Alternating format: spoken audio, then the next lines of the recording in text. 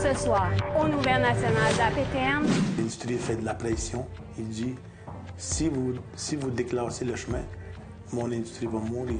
Le chemin Manoane, une route difficile à parcourir pour les débutants et faisant des victimes chez les Atikamekw. La route était chaotique, il y avait plein de troupes et l'ambulance ne pouvait pas circuler assez convenablement pour pouvoir évacuer. Les impacts chez les Autochtones de la répudiation de la doctrine de la découverte par le pape. Une explication d'Isabelle Picard, ethnologue Wendat. Oui, bonsoir. Je m'appelle Chouchane Bacon et je vous souhaite la bienvenue aux Nouvelles nationales de la PTM. Le chemin Manoane est une route difficile à parcourir pour les débutants. Les Atikamekw de Manoane l'utilisent plusieurs fois par jour, pour toutes sortes de raisons, comme par exemple aller faire leur épicerie en ville. Mais cette route fait des victimes. Cette route est le seul moyen d'entrer et le seul moyen de sortir de la communauté de Manoane. 87 km à partir de Saint-Michel-des-Saints, environ 1h30 en voiture. Et bien qu'elle s'appelle Chemin Manoane, les membres de la communauté disent qu'il y a des dangers hors de leur contrôle. C'est pas sécuritaire cette route-là, avec les courbes, avec les pentes, surtout quand il pleut puis qu'il y a le verglas, c'est dangereux. Au niveau de la sécurité des membres de Manoane qui prennent cette route-là, les camions surchargés, c'est inquiétant. Quelquefois, elle est comme ci, complètement noire. Quelquefois, elle est comme ça, avec visibilité réduite en raison de la poussière. Même en conduisant lentement, il est facile de perdre le contrôle. Plusieurs foyers à Manoane ont perdu un membre de leur famille à cause de cette route. Directement, comme dans l'incident de 1977 où 5 personnes ont perdu la vie dans un accident. Ou, indirectement, comme en 2022, quand la famille Shilton a perdu leur bébé de 7 mois suite à une hospitalisation tardive. J'ai dit, envoyez-moi une ambulance. J'ai pas d'ambulance en ce moment. J'ai dit, non, je suis sérieux, là, j'ai vraiment besoin d'une ambulance. Il me dit, non, j'ai pas d'ambulance à vous envoyer pour le moment. Non, parce que vraiment mon bébé fait une convulsion, et c'est vraiment urgent. Mais j'ai dit, si vous voulez pas m'envoyer une ambulance, je vais essayer de faire de quoi qu'il manque, je ramène mon bébé par moi-même. Joe Bobby Shilton et Gillian Ottawa racontent leur histoire avec beaucoup d'émotion. C'est la première fois qu'ils abordent le décès de leur fille, Niteya Shilton. Pour la mère, la douleur est très vive. Niteya Shilton est décédée à l'hôpital Sainte-Justine après un transfert de l'hôpital de Joliette. Un rapport du coroner portant sur son décès a conclu que les délais importants ont eu un impact dans la mort de l'enfant. Ça a pris peut-être 2 heures de temps. 2 heures et demie. 2 heures et demie de temps avant que les ambulanciers arrivent de Saint-Michel. Les ambulanciers de Saint-Michel avant qu'ils arrivent à Manoane. Ça a pris 2 heures et demie. Puis ça a encore pris un autre 2 heures et demie avant qu'on se rende à Saint-Michel. Puis un autre 45 minutes avant qu'on se rende à Joliette. Rendu à Joliette, il était déjà sur le coma. APTN a rencontré le chef Sipi Flamand dans sa communauté en février dernier. Il affirme que cette route est spécifiquement pour la foresterie. Il y a un lien à faire entre le bébé qui est décédé au printemps 2022, mais aussi la situation de la route. Parce qu'au printemps 2022, la route était chaotique, il y avait plein de troupes et l'ambulance ne pouvait pas circuler assez convenablement pour pouvoir évacuer. Voici à quoi ressemblaient les routes forestières au printemps 2022 en territoire atikamekw. De plus, selon Jean-Roch Ottawa, ancien chef de Manoine, il explique que cet enjeu de la route est en discussion avec le gouvernement du Québec depuis plusieurs années. Il ajoute que la sécurité des Atikamekw de Manoine n'est pas une priorité pour les propriétaires du chemin Manoine. Pour lui, la charge des camions transportant les produits forestiers devrait être plus encadrée. Pour limiter la charge des camions, parce qu'ils sont surchargés, le ministère, il ne veut pas trop déclasser la classification du chemin, parce que l'industrie fait de la pression. Il dit, si vous déclassez le chemin, mon industrie va mourir. Le ministère des Ressources naturelles et des Forêts n'a pas donné suite à la demande d'entrevue d'APTN avant la date limite. Mais une représentante du ministère des Transports explique que le ministère est conscient de l'état de la route. Et un projet de réfection majeure du chemin Manoine est toujours en développement. C'est un chemin dont le ministère des Ressources naturelles et des Forêts est le propriétaire. Sauf que effectivement, là, c'est le chemin Manawan. Le ministère des Transports et de la Mobilité durable en a l'entretien et on s'en occupe. Par ailleurs, la porte-parole du ministère dit qu'elle est incapable de donner une date de début de mise en œuvre de la réfection majeure de cette route. Pour le ministère, le comportement des usagers est à observer, puisque les automobilistes circulent plus vite que la limite permise. Selon l'aboutissement du projet, là, il va pouvoir avoir un échéancier plus précis.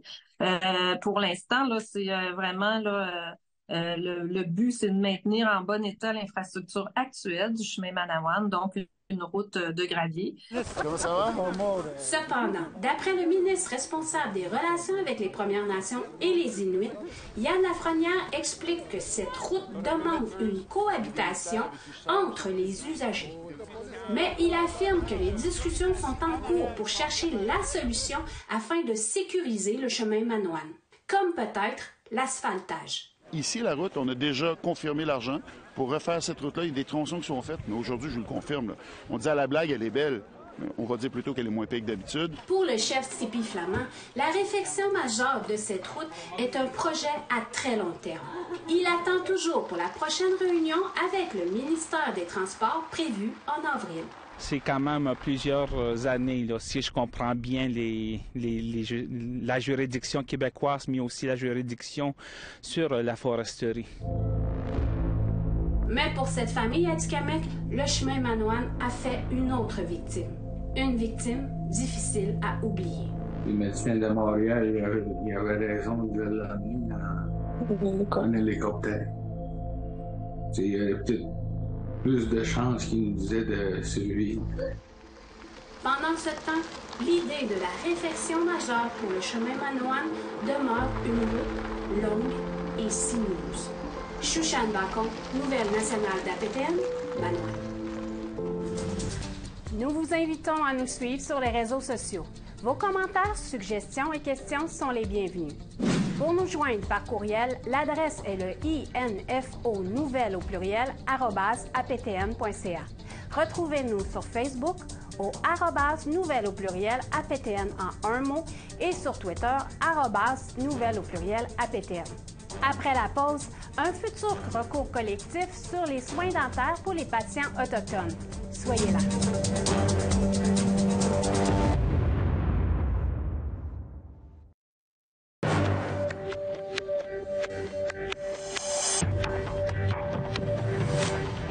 Bienvenue. Un futur recours collectif portera sur les soins dentaires pour les patients autochtones administrés par le gouvernement fédéral. La poursuite éventuelle est intentée par la Band Members Advocacy Alliance Association of Canada avec l'aide d'un cabinet d'avocats de Calgary. Si elle est approuvée, la poursuite s'appliquerait à quiconque partout au Canada a reçu des soins de dentiste embauchés par Services aux Autochtones Canada depuis les années 1960.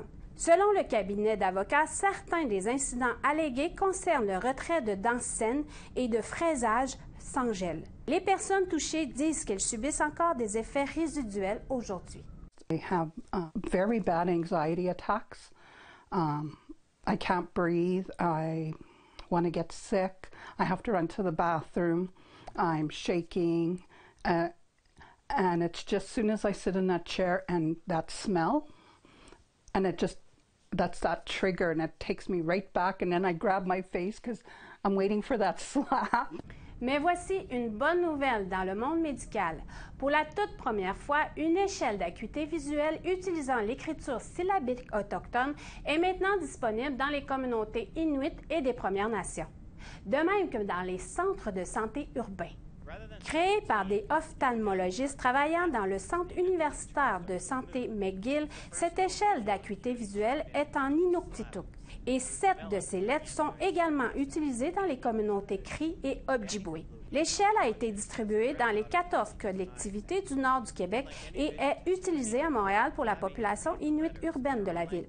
Les porteurs du projet espèrent éliminer les obstacles linguistiques dans le système de santé. Et ils affirment que les patients inuits qui passent le test à l'aide de l'échelle d'acuité visuelle en Inuktitut obtiennent des résultats supérieurs à ceux qu'ils utilisent en version anglaise.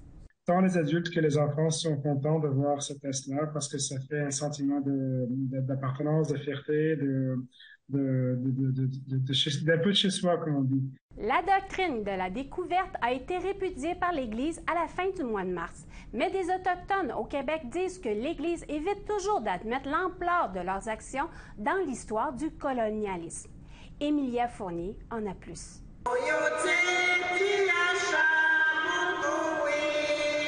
Québec, juillet 2022. Alors que le pape livre un serment à Sainte-Anne-de-Beaupré, 2 femmes autochtones déploient une bannière. Annuler la doctrine de la découverte. It essentially makes Indigenous people not human, soulless, and therefore have no rights to our land, our ceremony, and our culture. And we know that's not true. So more than an apology, we need action. Rome, le 30 mars 2023, le pape annonce que l'Église répudie cette doctrine, disant qu'elle n'est pas une expression de l'Église catholique et que ce sont les États qui sont responsables de ses effets néfastes. Une décision saluée par le gouvernement fédéral du Canada. I think over time the Catholic Church has turned its mind really to doing right by Indigenous peoples. They are making strides, and like Canada, probably making some mistakes as well. Dans le point de vue de l'Assemblée des Premières Nations Québec-Labrador, la doctrine est une aberration historique et le pape a manqué l'occasion de l'adresser lors de sa visite. Chef Ghislain Picard attend que la province renonce à la doctrine elle-même et qu'elle accepte, comme un fait historique et inéluctable, l'existence des gouvernements de Premières Nations et de leur légitimité exclusive sur tout ce qui affecte leur population. Écrite en 1493, cette doctrine a donné une justification chrétienne aux Européens de déposséder les Autochtones de leur territoire. The church is responsible for what happened, and those papal bulls at the time were considered the words of God, the words of the Pope. Kenneth Deere de Ganawage, qui a lutté contre la doctrine depuis des années, dit que l'Église n'admet pas l'ampleur de leur culpabilité. The church garnered a lot of wealth from the Americas, because of those papal bulls. They didn't, they're not innocent bystanders. They should be advocating actively, pushing back any court judgments or states that say that their authority is based on the doctrine of discovery. Deere dit que la répudiation est quand même une étape positive, mais il espère que l'Église ira plus loin. D'autres suggestions? Améliorer l'accès aux archives de l'Église, une reconnaissance des terres autochtones par l'Église au Canada et des réparations. Émilia Fournier, Nouvelle nationale d'Apétienne, Montréal. Au retour, Isabelle Picard et son explication du rejet de la doctrine de la découverte par l'Église catholique. On n'était pas civilisés à leurs yeux, qu'on ne savait pas écrire ni lire. On n'était pas donc, on était des sauvages.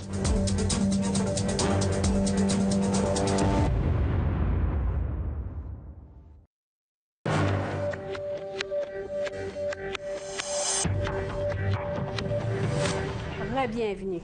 Cette semaine, en entrevue, nous recevons Isabelle Picard, ethnologue et Wendat. Elle vient nous expliquer cette doctrine portant le nom de Terra Nullus, alors que le pape François vient de la rejeter, ainsi que des impacts que cette déclaration va faire sur les Autochtones en général. La voici. Oui, Isabelle Picard, bienvenue aux Nouvelles nationales d'APTN. Oui, ça me fait vraiment plaisir d'être là. Fin mars, une grosse bombe dans les médias sociaux concernant le pape qui rejette la doctrine, le terra nullius. Donc, qu'est-ce que le terra nullius? Terra nullius, en fait, c'est un mot latin qui veut dire terre sans maître. En fait, on doit remonter à la découverte, et là, vous voyez que je fais des gros guillemets, donc de ce nouveau continent qui est devenu l'Amérique par les Européens. On est en 1492, je vais partir de Christophe Colomb. Donc, il arrive ici, il arrive, en fait, sur l'île d'Hispaniola, hein, qui est l'Haïti, République dominicaine d'aujourd'hui. Il rencontre des Autochtones là, évidemment, qu'il va appeler des Indiens. C'est une erreur historique, on connaît toute cette histoire-là. Il va vouloir prendre les ressources, Christophe Colomb. Les autres explorateurs qui vont arriver par la suite de la France, on pense à Jacques Cartier, on pense à d'autres explorateurs, c'est aussi les ressources qu'ils voulaient. Le commerce des fourrures, plus tard le bois avec les Anglais, donc c'est toujours ça. Évidemment, quand on paye les ressources comme ça d'un nouveau territoire, et pour y arriver aussi, je dois dire que Christophe Colomb a fait en sorte que il a mis à l'esclavage plusieurs Autochtones du Sud. Il en a malmené, il en a tué aussi plusieurs pour avoir accès à ces ressources-là. Donc, il y a eu du tort qui a été fait aux habitants ici, que ce soit à la fin du 15e, au début du 16e. Et du point de vue de l'Église catholique, c'était pas très bien vu, évidemment, de faire ça. Donc, ce qu'on a fait, c'est qu'on a créé des bulles papales. C'est comme des espèces d'actes. C'est pas des lois, mais c'est des actes religieux catholiques qui sont le terra nullius et qui font en sorte qu'on va venir justifier moralement la prise du territoire. Parce que ce que le pape disait, c'est que comme on n'était pas civilisés à leurs yeux, qu'on savait pas écrire ni lire, on était des sauvages et que donc on pouvait pas être des maîtres sur nos propres terres. On pouvait pas être propriétaire de nos terres et de nos ressources. Donc c'est ça le terra nullius, c'est cette doctrine-là qui est la doctrine de la découverte, hein, qui va faire en sorte qu'on vient justifier moralement la prise des territoires et des ressources. Puis pourquoi, en faisant cette déclaration-là, pourquoi c'est si important pour les communautés autochtones de faire cette déclaration-là? Bien, c'est important parce que ça fait longtemps qu'on le demande. La doctrine de la découverte impacte nos vies depuis 1492. C'est pas compliqué jusqu'à aujourd'hui, c'est encore vrai aujourd'hui. Souvent, les gens ont tendance à dire « Ah, mais là, tu sais, ça fait longtemps, il n'y a plus personne qui s'inspire de ça, qui en parle, alors c'est plus vraiment important de s'excuser ou de la répudier, cette doctrine-là. » Mais non, quand on regarde dans les faits, la doctrine de la découverte a forgé les mentalités des gouvernements qui se sont succédés sur nos territoires jusqu'à aujourd'hui. Et malheureusement, ça fait en sorte qu'il y a encore, par exemple, quand il y a des revendications territoriales ou quand on veut passer un aléoduc sur un territoire autochtone, bien, ça arrive souvent encore qu'on va juste faire fi des Autochtones qui sont là. C'est comme si on niait le fait autochtone sur les territoires un petit peu partout à travers le Canada. Je parle du Canada en particulier. Si on parle du Québec, la baie James, on se souvient, dans les années 70, quand le gouvernement québécois a voulu nationaliser l'électricité, qu'est-ce qu'il a fait? Il y avait des cris qui étaient là, ils les ont même pas regardés, ils ont commencé le projet, ils ne sont pas consultés. Ça vient de cette doctrine de la découverte-là. C'est le fait qu'on nie les habitants qui sont présents depuis des millénaires. Donc, pourquoi est-ce que c'est important? Bien, c'est parce qu'on vient reconnaître qu'on a comme mal agi, qu'on ne nous a pas regardé à notre juste titre, qu'on ne nous a pas compris, qu'on ne nous a pas écoutés. Donc, c'est pour ça que je pense que c'était vraiment important. C'est beaucoup plus que symbolique pour les Autochtones parce que on l'espère, à partir du moment où on reconnaît qu'il y a eu un tort, les choses vont peut-être changer au niveau des politiques. On va regarder les choses autrement. Puis dans nos vies quotidiennes, comment ça peut venir influencer autant chez les communautés autochtones de l'Amérique du Sud, mais autant chez les communautés autochtones de l'Amérique du Nord? Oui, parce que la doctrine de la découverte, c'est partout. Hein? Puis même, je pourrais m'étendre à l'Afrique. Ça a commencé avec l'Afrique un petit peu avant la découverte. Encore là, je le mets parce qu'on parle de la doctrine de la découverte des Amériques. Donc, comment est-ce que ça va venir influencer? J'espère qu'à partir de maintenant, il y a des politiques qu'on va vouloir changer, qu'on va vouloir regarder sous une autre loupe, qu'on va peser sur le piton consultation plus rapidement. Quand il s'agit de s'établir ou de prendre des ressources qui sont sur un territoire autochtone, il faut absolument consulter. Donc, vraiment créer une relation de nation à nation. Souvent, on entend ça, mais dans les faits, c'est pas tout à fait ce qui se passe, malheureusement. J'espère qu'à partir de ce moment-ci, on va voir que moralement, on peut plus faire les choses de cette façon-là et on facilitera peut-être les négociations territoriales, la justification aussi, parce qu'il y a quand on fait une revendication territoriale au niveau fédéral, qu'elle soit particulière, qu'elle soit globale, il faut venir justifier qu'on a habité les territoires depuis le début sans arrêt, mais ces territoires-là, on s'est fait prendre. Donc, comment est-ce qu'on peut justifier ça? Donc, peut-être qu'on repensera ça pour redonner aux Autochtones des territoires qui leur appartiennent, finalement. La PNQL a demandé au gouvernement du Québec de faire la même chose, de renoncer aussi à cette doctrine-là. Vous, est-ce que vous pensez que c'est réaliste que la PNQL fasse cette demande-là auprès du gouvernement québécois? C'est tellement justifié. Je pense que c'était nécessaire, évidemment. C'est conséquent. Hein? Le pape, finalement, a répudié cette doctrine-là. Bien, il faut le faire aussi au niveau politique. Il faut, premièrement, reconnaître que cette doctrine-là s'est insinuée, comme je le disais tout à l'heure, dans nos différentes lois, différentes politiques au niveau provincial, au niveau fédéral aussi. Maintenant, est-ce que le gouvernement provincial va aller de l'avant et répudier également, reconnaître que cette doctrine-là a fait du tort aux Autochtones et surtout s'engager à ne plus faire en sorte qu'elle soit toujours présente d'une façon un petit peu insidieuse, un petit peu partout? Là, c'est pas moi qui peux répondre à cette question-là, mais j'espère bien que oui. Puis, que diriez-vous à un jeune Wendat de chez vous concernant la doctrine? Bien, j'aurais envie de lui dire, premièrement, qu'il faut qu'il s'intéresse à ça. Parce qu'il y a plein de moments dans sa vie, adolescente, adulte ou en tant qu'aîné, il va peut-être pas comprendre pourquoi le gouvernement agit de la sorte ou pourquoi les gens ont certains préjugés ou certaines façons de faire à l'égard des Autochtones. Mais quand on regarde bien, c'est que tout vient de cette doctrine-là. Donc, elle n'est pas anodine et c'est important de comprendre d'où ça part pour voir que c'est pas juste, c'est complètement injuste et que cette doctrine-là n'aurait jamais dû être finalement. Parce qu'ils l'apprennent déjà au primaire. D'une certaine façon, on ne veut pas, dans notre vie de tous les jours, on le sent, là. Juste dans les mots qu'on utilise dans les livres scolaires, par exemple. Hein, je parlais de découverte, encore une fois. Bien, c'est des mots qu'on voit malheureusement encore, qu'on entend encore. J'ai entendu un enseignant dernièrement qui a encore dit, quand ils ont découvert l'Amérique, non, ils n'ont pas découvert. Donc oui, dès le début, c'est comme si on venait nier le fait autochtone sur ce territoire-là, alors que les Autochtones sont ici depuis des temps immémoriaux. Tiawank, Isabelle Picard. Tiawank. Entre-temps, les communautés autochtones continuent de trouver leurs propres moyens de se remettre des répercussions de la doctrine de la découverte et du système des pensionnats.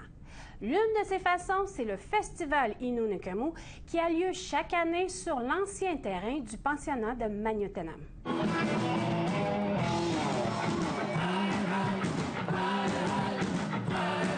Cette année, le festival aura lieu à Ouachatmak-Maliotenam du 1er au 6 août. Les organisateurs de la 39e édition de l'événement ont annoncé une programmation d'artistes dites historiques. Plus de 40 artistes seront présents. Il y aura des visages familiers comme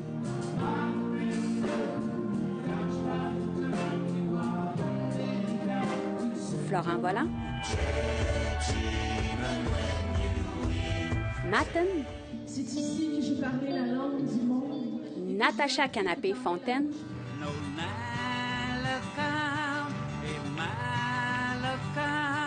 et William Taguna. Les organisateurs du festival affirment avoir frappé un grand coup avec la présence des Gypsy Kings cette année.